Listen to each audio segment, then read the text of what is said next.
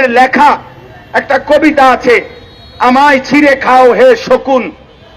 সেই কবিতা শহীদ শরীফ উসমান হাদি নিজেই আবৃত্তি করেছিল।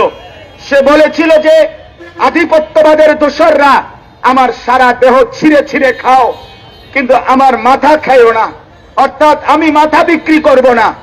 কিন্তু দুশ্মন শহীদ শরীফ উসমান হাদির মাথায় গুলি করেছে, জীবন দিয়েছে, কিন্তু শহীদ শরীফ উসমান হাদি প্রমাণ করেছে ধিম ধিম বাজে গণ তুন্দুবি দামামা, হাকে ভীর শির দেগা নিহি দেগা আমামা।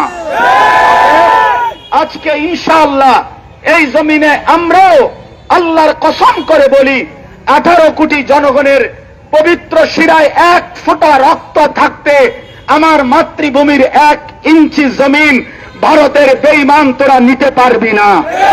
এই জমিন 1 রক্ত নয়, 1 হাদি নয়, লক্ষ কোটি হাদির রক্তের পবিত্র জমিনে প্রয়োজনে খুন ঝরবে, কিন্তু আজাদি থাকবেই থাকবে, থাকবেই থাকবে, থাকবেই থাকবে।